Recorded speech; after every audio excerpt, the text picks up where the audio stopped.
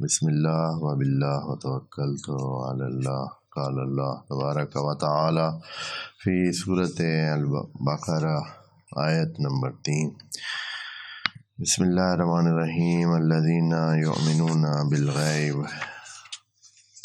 ویقیمون الصلاۃ ومما رزقناہم ینفقون صدق اللہ العظیم۔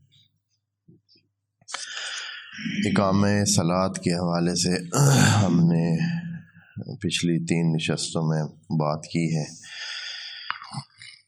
اقامہ صلاۃ کتنا مہم ہے اللہ کی نظر میں،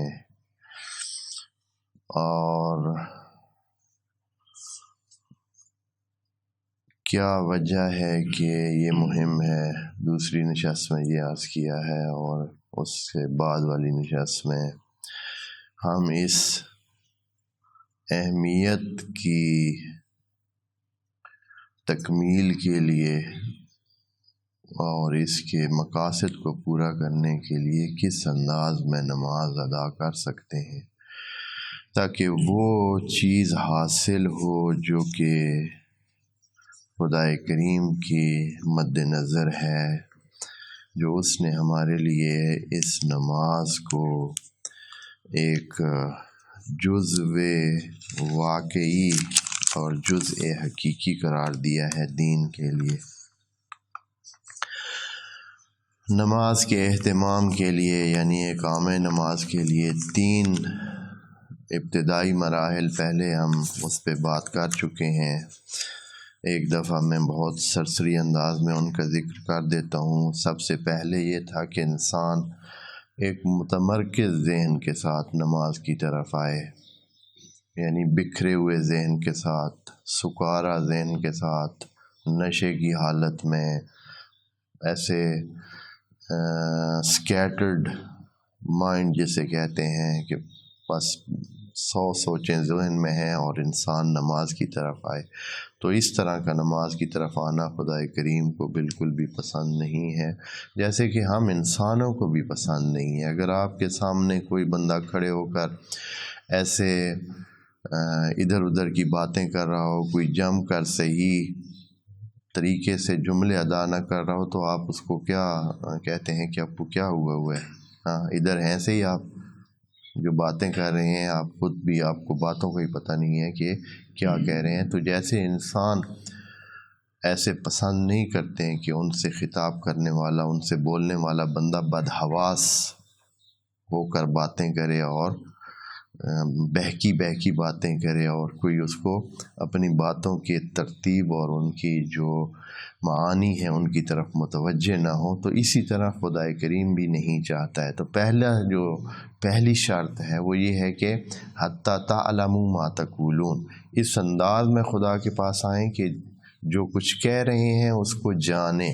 اور اس سے ایک اور چیز بھی خود بخود ہمیں سمجھ آ جاتی ہے اس آیت سے، کہ یہ لوگ جو صرف رٹ کر نماز پڑھتے ہیں، ان کی نماز بھی کوئی اتنی کام کی نماز نہیں ہوتی ہے، وہ اقامہ نماز کا حصہ نہیں ہوتی ہے۔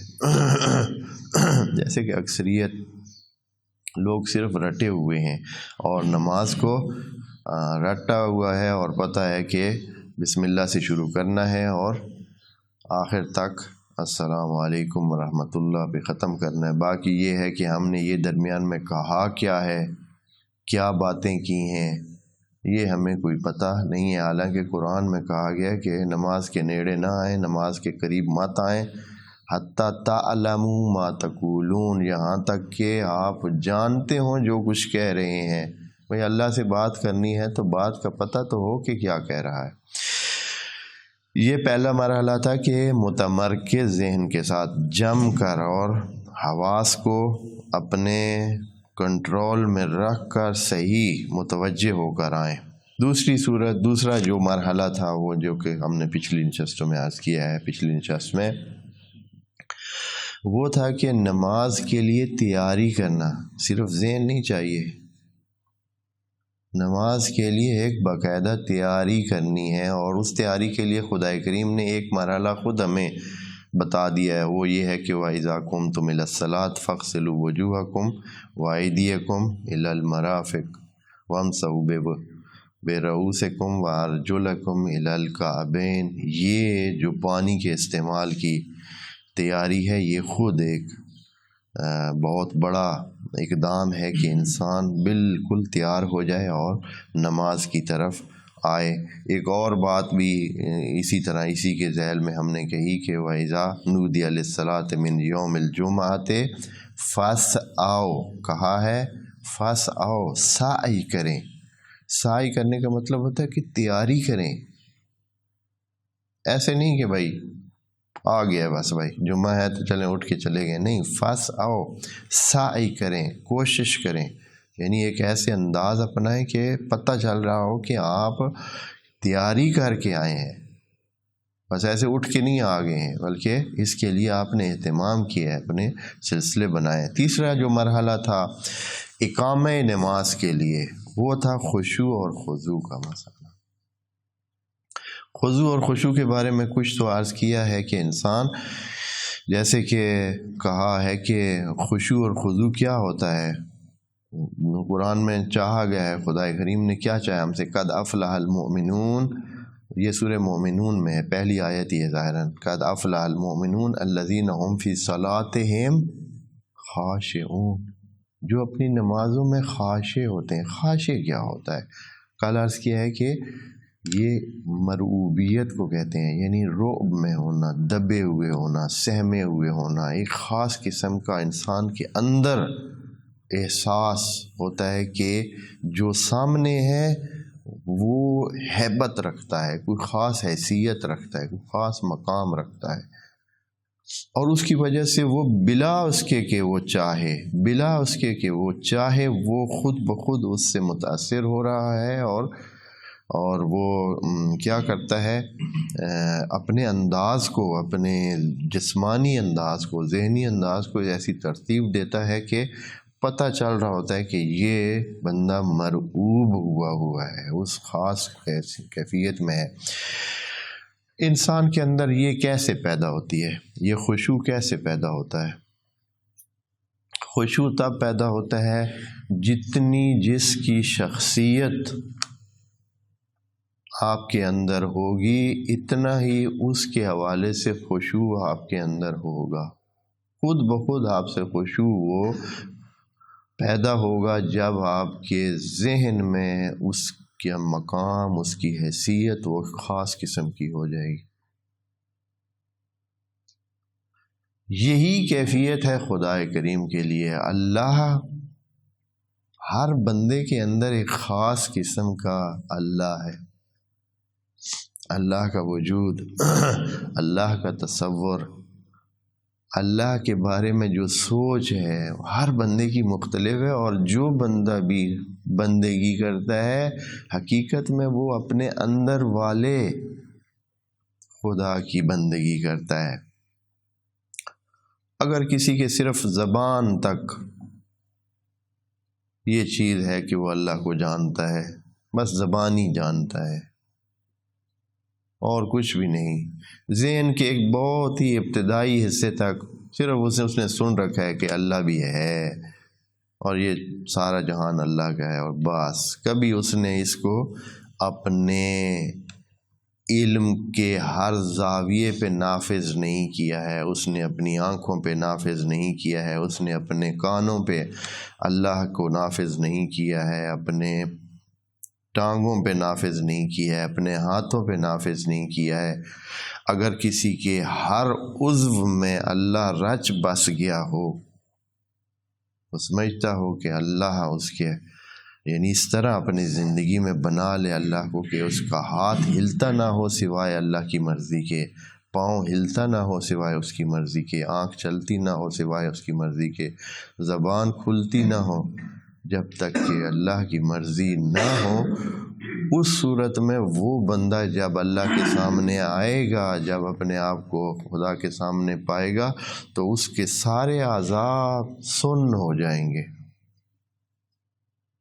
سہم جائیں گے، دب جائیں گے، ایسی حالت میں آ جائیں گے کہ جیسے مر گیا ہے، ختم ہو گیا ہے، جیسے کہ انسان کسی بڑی شخصیت کے سامنے اس لیول پر پہنچ جاتا ہے۔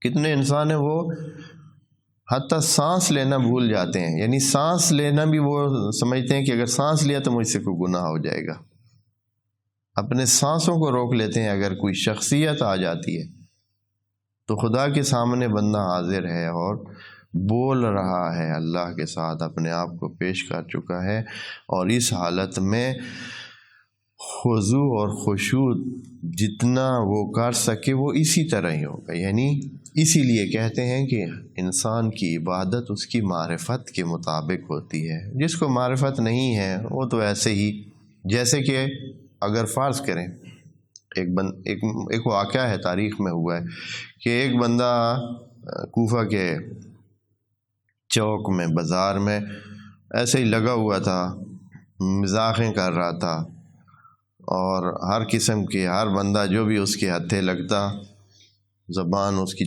چل رہی تھی، اور اس کے ساتھ جو ہے وہ اسی محفل میں کون تھا؟ جناب مالک اشتر بھی اسی محفل میں موجود تھے۔ تو اس نے یہ نہ دیکھا کہ وہ ادھر ہیں نہیں ہیں، پہچان بھی نہیں تھی، تو اس نے ان کے حوالے سے کوئی توہین آمیز مزاحیہ بات کی تاکہ لوگ ہنسیں۔ تو مالک اشتر تو وہاں سے چل دیے، اس کو کچھ نہیں کہا، وہ چلے گئے ادھر۔ لوگوں نے اسے بتایا کہ بھائی پتہ ہے تو نے یہ جو بات کی ہے، اور یہ جو ساتھ بندہ ادھر کھڑا تھے کون تھا؟ تو بتایا گیا کہ یہ مالک اشتر تھا جس کی تو نے بات کی ہے۔ اور مالک اشتر معروف تھا، ایک جنگی اور پہلوان تھے، اور اپنی شجاعت اور دلیرانہ کارروائیوں کے حوالے سے مشہور تھے، تو لوگ ان کے حوالے سے ایک خاص حساب رکھتے تھے اور روب میں آتے، لیکن وہ بندہ پہچانتا نہیں تھا۔ تو ایک دم اس کے رنگ اڑ گیا، اور وہاں ہی وہ اس نے اس محفل کو چھوڑا اور فوراً کیا ہے معافی کی طلبی کے لیے وہ ان کے پیچھے بھاگ لگا۔ تو وہ پہلے روب نہیں تھا، پہلے اس نے کر دیا، لیکن جیسے ہی اس کو معرفت حاصل ہوئی، معرفت حاصل ہونے کے بعد کیا ہوا؟ سارا سلسلہ ہی تبدیل ہو گیا، اور اس نے اس کو وہ اور طرح اس کے ذہن میں اب آ گئی بات، اور اب وہ اس صورتحال سے دوچار ہو گیا۔ تو یہ جو معرفت ہوتی ہے یہ انسان کی باعث بنتی ہے۔ معرفت سے انسان کے اندر خدا داخل ہوتا ہے، یعنی ہمارے ہر کسی کے اندر اتنا ہی خدا ہے جتنی ہماری معرفت ہے خدا کے بارے میں۔ کوئی چھوٹے خدا کو پرستش کرتا ہے، کوئی بڑے کو، کوئی اپنے سے بھی باہر، کوئی صرف اپنے وجود پر حاوی کرتا ہے، کوئی پوری کائنات پر اس کو حاوی کر کے دیکھتا ہے۔ تو اللہ کو جس انداز میں آپ اپنے اندر پائیں گے اسی انداز میں آپ خشوع کر پائیں گے۔ یہ نہیں ہے، یہ بناوٹی چیز نہیں ہے کہ کوئی ایسے بناوٹی انداز میں خشوع اور خضوع کر سکے۔ خشوع ایک حقیقی اور معنوی کیفیت ہے جو انسان پر بلا اس کے وہ طاری ہوتی ہے، بلا اس کے کہ انسان کوشش کرے وہ طاری ہوتی ہے۔ جیسے کہ آپ نے اس میں ایک مثال دی، آپ اپنے آس پاس میں جب آپ کسی کو جانتے نہیں ہیں تو ممکن ہے آپ اس کو سلام بھی نہ کریں، لیکن جیسے ہی اس کی کیفیت آپ کو پتہ چلتی ہے پھر آپ جو ہے اس سے فوراً متاثر ہو جاتے ہیں، بھئی اچھا یہ وہ ہے۔ ابھی جب ہم محفلوں میں جاتے ہیں تو لوگ سادہ لباس میں آ جاتے ہیں تو اتنا بندے وہ تاثر نہیں لیتے ہیں، لیکن جب پتہ چلتا ہے کہ نہیں یہ تو بھئی یہاں شہر کا فلاں درجہ رکھنے والا بندہ ہے، تو پھر فوراً کیفیت کیا ہو جاتی ہے؟ جیسے ہی معرفت حاصل ہوئی فوراً کیفیت انسان کی تبدیل ہو جاتی ہے اس کے بارے میں۔ جیسے آپ اپنے فرض کریں کسی نہیں جانتے ہیں تو آپ اس کو پرواہ نہیں کریں گے، بعد میں پتہ چلے گی آپ کے دوست کا بھائی ہے، آپ کے بہت ہی قریبی دوست کا بھائی ہے، یا آپ کے کسی بہت قریبی جاننے والے کا بہت قریبی بندہ ہے، تو پھر آپ کی کیفیت کیا ہو جاتی ہے؟ تبدیل ہو جاتی ہے۔ اور جب اللہ کے بارے میں معرفت آپ کی بڑھے گی تو خشوع آپ کا بڑھے گا۔ خشوع ایسے نہیں ہو سکتا ہے کہ صرف بس یہ نقلی خشوع کی کوئی اہمیت نہیں ہے۔ نقلی خشوع ایک نقلی چیز ہے، کچھ بھی نہیں ہے کہ بندہ وہ خاشع بن ہی نہیں سکتا ہے، اس لیے کہ اس کے اندر وہ چیز داخل نہیں ہو سکتی ہے۔ اگلی چیز، اگلا مرحلہ اقامہ نماز کے لیے. ہم قیام نماز اور اقیم الصلاۃ کی تشریح میں ہیں، اور اس کا اگلا مرحلہ ہے قنوت کا. کیسے بھائی نماز کو اقامہ نماز کی شرائط پر انجام دیا جائے؟ وہ یہ ہے کہ انسان اپنی نماز میں قانت ہو. قانت کا لفظ بہت دفعہ قرآن میں استعمال ہوا ہے. تقریباً بڑے انبیاء کے حوالے سے خدا کریم نے ان کو قانت قرار دیا. قانت کا کیا مطلب ہوتا ہے؟ قانت کا مطلب ہوتا ہے کہ انسان خوشی سے، سرور سے اور اپنے چاہت سے اس مسئلے کو انجام دے. یعنی یہ جو فعل انجام دے رہا ہے، یہ جو خدا کے سامنے حاضری دے رہا ہے، یہ بہت خوشی خوشی سے اور مخلصانہ انداز میں انجام دے. بہت دفعہ ایسے ہوتا ہے کہ انسان اپنے اوپر جبر کر کے بڑی مشکل سے یہ مراحل طے کر کے آتا ہے. وہ متمرکز بھی ہوتا ہے، اہتمام بھی کرتا ہے، سب کچھ کرتا ہے، خضوع اور خشوع کرنے کی کوشش بھی کرتا ہے، لیکن بس ایسے فیل کرتا ہے کہ بس کب میری جان چھٹے گی ادھر سے، کب میں نکلوں ادھر سے، اس نماز کب ختم ہوگی، اب کتنے منٹ اور رہتے ہیں، اب کتنا مرحلے اور رہتے ہیں کہ یہ ختم ہو. اس کا مطلب یہ ہے کہ وہ نہیں چاہ رہا ہے، وہ خدا کے ساتھ بات نہیں کرنا چاہ رہا ہے، وہ خدا کے دربار میں رہنا نہیں چاہ رہا ہے، وہ اس سے بھاگنا چاہ رہا ہے. یا یہ ہے کہ مثلا کئی بندے ہوتے ہیں جو نماز کے ٹائم میں ہی اپنے کام ڈھونڈ لیتے ہیں، چلے ادھر یہ نماز پڑھ لیں گے، اتنے میں فلاں کام کر لوں گا.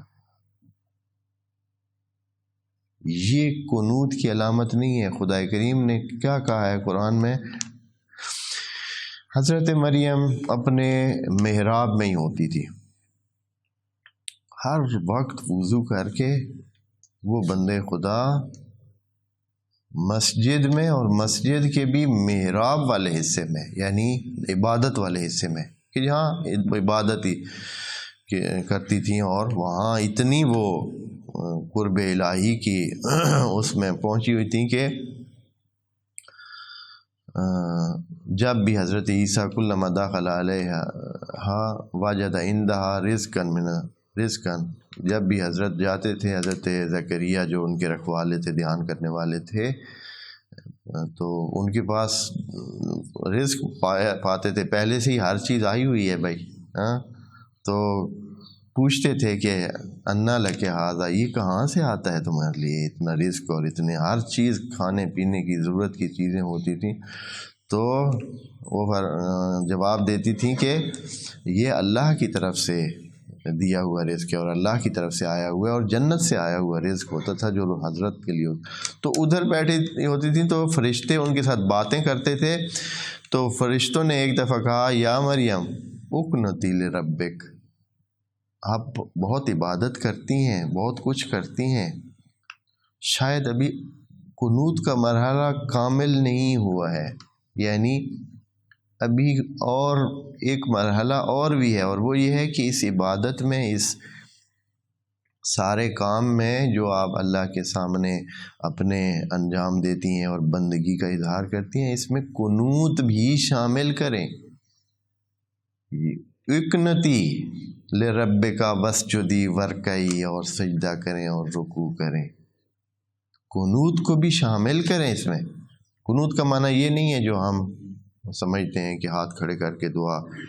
قنوت یہ اس لیے اس کو کہا گیا کہ یہ بھی اخلاص کی علامت ہے، اس لیے کہ آپ جب قنوت کرتے ہیں تو سمجھیں اپنی نماز کی ٹائمنگ کیا کر دیتے ہیں، بڑھا دیتے ہیں نا. اللہ کے ساتھ بات کرتے ہوئے آپ کو اتنا لطف آتا ہے کہ آپ ان جو ذکر پہلے سے موجود ہیں ان سے بڑھانا چاہتے ہیں، اللہ کے ساتھ کچھ اور بھی باتیں کرنا چاہتے ہیں، آپ کچھ اور دعاؤں کی صورت میں اللہ کو پکار کر کچھ کہنا چاہتے ہیں. تو یہ قنوت ہوتا ہے، یعنی آپ اس کو بڑھاتے ہیں، اس اخلاص کو، اپنے وقت کو بڑھاتے ہیں. اب اس سے پتہ چلتا ہے کہ آپ کو یہ جو محفل ہے خدا کے ساتھ لگی ہوئی ہے، اس سے آپ لطف اندوز ہو رہے ہیں، اچھا لگ رہا ہے، آپ کو سرور آ رہا ہے، آپ بڑھانا چاہتے ہیں. اس لیے اپنے قنوت کو کیا کرتے ہیں؟ لمبا کرتے ہیں۔ رات کی جو نماز ہے اس کی جو جان ہے، نماز شب کی جو اس کا مین اور مرکزی حصہ ہے، وہ آخری رکعت میں وہ ہاتھ کھڑے کر کے قنوت کی حالت میں جب خدا سے آپ مانگنا شروع کرتے ہیں اور پورے پھر جو چیز آپ چاہتے ہیں مانگتے ہیں، 40 لوگوں کے لیے غفران بھی مانگتے ہیں اور پھر اپنے لیے مانگتے ہیں اور استغفار کرتے ہیں، لمبا کرتے ہیں۔ یہ جو تعداد اگر ادھر ذکر ہوئی ہے تو یہ صرف انسانوں کے لیے ہے کہ بھائی وہ جو گن کر کام کرتے ہیں ان کے لیے، جو چاہتے ہوں کہ اللہ کے ساتھ زیادہ گفتگو کریں تو ان کے لیے کوئی منع نہیں ہے، وہ 300 کی جگہ 3000 دفعہ کہیں، 70 کی جگہ 700 دفعہ کہیں۔ تسبیح لینے کی ہاتھ میں ضرورت نہیں ہے کہ تسبیح لے کر کھڑے ہیں گن رہے ہیں، نہیں، آپ انگنت کریں، اتنا کریں جتنا آپ چاہتے ہیں۔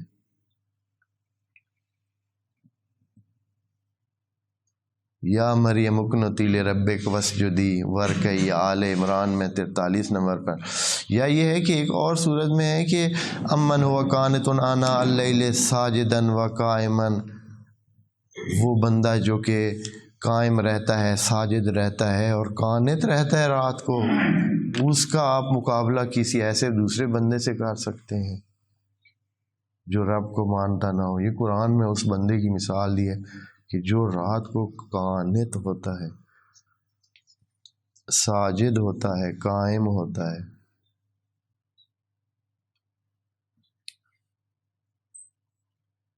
بس قنوت جو ہے یہ چوتھا مرحلہ ہے انسان، اور یہ چیزیں میں ساری جو عرض کر رہا ہوں نا دوستو، کچھ تو ہے نا جو فزیکل ہیں جیسے وضو کرنا، اور وہ تو انسان انجام دے ہی دیتا ہے۔ یہ چیزیں جو ہے یہ بڑے طریقے سے انسان بڑے ٹائم کے ساتھ انسان کو حاصل ہوتی ہیں۔ ایسے نہیں ہے کہ میں اب چاہوں تو بس آج سے میں خشوع شروع کروں، ہاں یہ ممکن نہیں ہے، نہ ہی اس طرح کہ مجھے آج سے ہی سرور آنے لگ جائے گا محفل میں۔ اصلاً جب تک آپ اپنا ذوق نہیں بنائیں گے، اپنا مزہ نہیں بنائیں گے، اپنا وہ جو ذوق ہے، یعنی انسان ہر چیز پر اپنے آپ کو اڈاپٹ کرتا ہے، اس کے مطابق پھر اس کو وہی چیز اچھی لگنے لگ جاتی ہے۔ یا آپ کا اس میں تجربہ نہ ہو، ہر ملک کے ہر ثقافت کے کھانے مختلف ہیں۔ ابھی مثال کے طور پر آپ نا یہ جو کھانے ہیں بعض جگہوں کے آپ دیکھیں تو آپ کا دل ہی جو ہے وہ خراب ہو جائے ابھی، لیکن آپ ادھر رہیں گے، آپ اپنا ذائقہ سیٹ کریں گے، ایک دفعہ چکھیں گے، 2 دفعہ چکھیں گے، ادھر ادھر یہ وہ کرتے ہیں، ایک دن جب آپ کا ذائقہ بنے گا تو آپ کہیں گے چکھ تو صحیح، ہاں یہ کیا چیز ہے، وہی ٹھیک ہے، لیکن جب تک ذوق نہیں بنتا ہے اصلاً بندہ نہیں اس کو۔ ابھی میں اپنا بتاؤں، ہم جب پہلے بعض ممالک میں گئے تو وہاں کے ریسٹورنٹ کے ساتھ سے گزرنا ہی ممکن نہیں ہوتا تھا، ایسے لگتا تھا کہ اتنی بدبو آ رہی ہے کہ آدمی تھوڑا سا کنارے سے ہو کے گزرے، کیونکہ ریسٹورنٹ کے اندر سے۔ لیکن بعد میں جب ان کے کھانوں کے ساتھ ہم وہ آشنا ہو گئے تو پھر لگتا تھا کہ یہی ٹھیک ہے، ہاں یہ ٹھیک ہے، اور وہ جو ہمارے ہیں وہ تھوڑے اور طرح ہے، اس طرح ہے۔ تو یہ جو نماز ہے، یہ اللہ کی محفل ہے، اس محفل کو اٹینڈ نہیں کرتے لوگ۔ اگر اس کو اٹینڈ کریں تو پھر اس میں اتنا لطف آئے کہ آدمی اس سے باہر نہ آنا چاہے۔ جیسے نبی کریم نے یہ شاید کہا ہے کہ یہ تو ایسے ہے جیسے مومن نماز میں ایسے آتا ہے جیسے مچھلی پانی میں آ جائے، ایسے مچھلی کا دل کرتا ہے پانی سے نکلے۔ اگلی چیز جو کہ نماز کے قیام میں بہت مددگار ہے اور چاہی گئی ہے کہ وہ ہو، قرآن میں بھی اس کا اشارہ موجود ہے، وہ یہ ہے کہ یہ نماز والا سلسلہ جوانی کے نشاط میں انجام دیا جائے۔ جب انسان جوان ہے، نئی عمر میں ہے، اس وقت جو اس کا لطف ہے وہ، اور جو اس کی اہمیت ہے، اور قیام تو ہوتا ہی جوانوں سے ہے۔ یہ حکیموں جو کہا گیا ہے، یہ بوڑھوں کا تو کام ہی نہیں ہے۔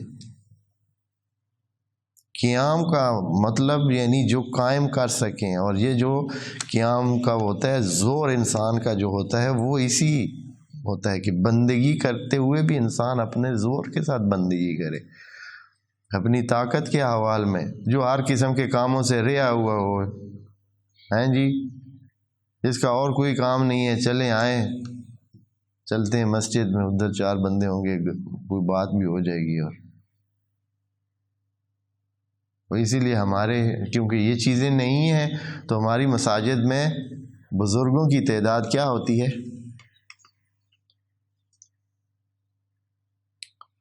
ہاں جی، جیسے کہ وہ پوچھتے ہیں آج بھائی مسجد میں آنا شروع کیا آپ نے، آپ بھی ریٹائر ہو گئے؟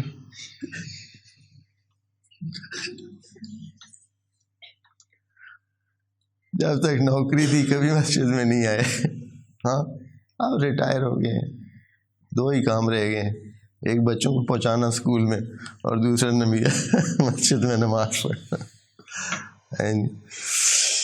تو اس وقت انسان کو جانا چاہیے نماز کی طرف جب یہ جوانی کے حالات ہوں۔ کیسے دیکھیں نا، حضرت ابراہیم کیا کہتے ہیں، حضرت ابراہیم نے اپنے بچوں کو چھوڑا مکہ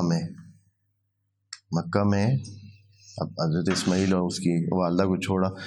اب یہاں جو ہے جو حضرت ابراہیم اپنا مقصد بیان کریں وہ دیکھیں، ایک خالی جگہ، بالکل بے آسرا جگہ، سوائے اللہ کے اور کوئی آسرا یہاں نہیں، ادھر چھوڑ کے جا رہے ہیں اور دعا مانگ رہے ہیں، اللہ سے خطاب کر کے کہہ رہے ہیں کہ میں کیوں چھوڑ رہا ہوں، ربنا انی اسکنت من ذریتی، اے اللہ میں یہاں ٹھہرا کے جا رہا ہوں اپنی ذریت میں سے کچھ، بواد غیر ذی زرع، مجھے پتہ ہے کہ یہ ایسی وادی ہے اس میں کچھ ہونا کچھ بھی نہیں ہے، یعنی زراعت کے قابل ہی نہیں ہے یہ وادی، ادھر کوئی زراعت کچھ بھی نہیں ہونا ہے، یعنی زمین سے اگ کر جو انسان کی ضروریات زندگی پوری کرتی ہے وہ زمین سے ہی اگتی ہے، تو یہاں کچھ بھی نہیں ہونا، تب پانی بھی نہیں ہے یہاں۔ ان دا بیتک المحرم، تیرے محترم اور بیت حرم میں، ربنا، پھر سے ایک دفعہ ربنا کہتے ہیں، کیوں؟ لیقیم الصلاۃ، یا ابراہیم کیا کر رہے ہیں آپ، یہ کام اس لیے کر رہے ہیں، لیقیم الصلاۃ، یہ نماز پڑھنے کے لیے ادھر ان کو چھوڑے جا رہے ہیں، اس بیابان میں، نہ کوئی دیکھنے والا، نہ کوئی سننے والا، نہ کوئی بوٹا، نہ کوئی درخت، نہ کوئی پرند، نہ کوئی چرند، کچھ بھی تو نہیں ہے، ایک چھپکلی بھی چاہے وہاں نہ ملے، چاہے پانی کا قطرہ نہیں ہے وہاں، کیوں چھوڑے جا رہے ہیں؟ ربنا لیقیموا الصلاۃ، تاکہ یہ اقامہ صلاۃ کریں۔ ایک اور جگہ قرآن میں جب مومنین کی علامتیں بیان ہو رہی ہیں تو وہاں یہ سورہ فرقان کی 74 نمبر آیت میں، والذین یقولون، مومنوں کی علامات میں سے، مومن ایسے لوگ ہوتے ہیں جو یہ کہتے ہیں اپنی دعاؤں میں، ربنا ہب لنا من ازواجنا وذریاتنا قرۃ اعین، اے اللہ ہمیں اپنی ازواج سے اور اپنے اولاد سے ہمارے دل کی ٹھنڈک عنایت فرما، یعنی ان کو ایسا بنا دے کہ وہ ہمارے دل کی ٹھنڈک ہو، ایسا نہ ہو کہ ہر وقت بندہ نفرت ہی کرتا رہے کہ بھائی بچ کے رہیں، بھائی ہاں اپنی گھر والوں سے دور رہیں، یا یہ ہے کہ بچے ایسے ہوں کہ والدین ان کو کہیں کہ پر ہاں ادھر ہی ٹکے رہیں تو یہ اچھا ہے، بلکہ کیسے ہوں؟ قرۃ اعین، یعنی ہماری عین کے، ہمارے دل کی ٹھنڈک ہو، ہمیں اچھا لگے، آنکھوں کی ٹھنڈک ہو، اور کیا جو اگلا جملہ ہے وہ مہم ہے، وَجَعَلْنَا لِلْمُتَّقِينَ إِمَامًا، اے اللہ ہمیں متقیوں کا امام بنا۔ کیا مطلب ہے؟ یعنی ان سب کو متقی بنا اور ہم ان کے اگوان ہوں،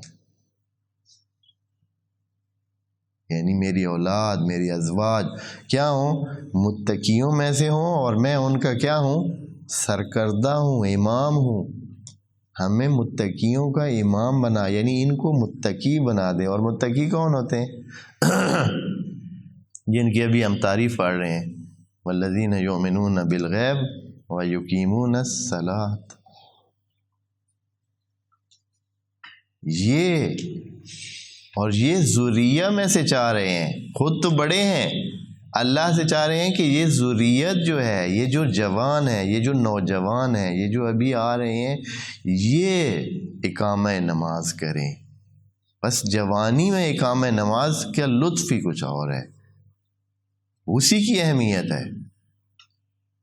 تبھی جب سارے دربار، سارے سلسلے بند ہو گئے ہیں، آپ کسی جگہ جانے کے قابل نہیں ہیں، کھیل سکتا نہیں ہے، محفل میں کوئی ساتھ بیٹھتا نہیں ہے، آنے جانے میں دشواری ہے، پتہ نہیں کھانے پینے میں بھی اب وہ لطف ہی نہیں رہا ہے، کھا پی سکتا ہی نہیں ہے، ڈاکٹر نے منع کیا ہوا ہے، یہ کام بھی نہیں ہو سکتا ہے، وہ بھی کام نہیں ہو سکتا ہے، سارے کام دنیا کے اب نہیں ہو سکتے ہیں، تو پھر آخری رہ گیا ہے کون سا کام ہیں جی؟ تسبیح لے لیں اور اللہ اللہ کریں۔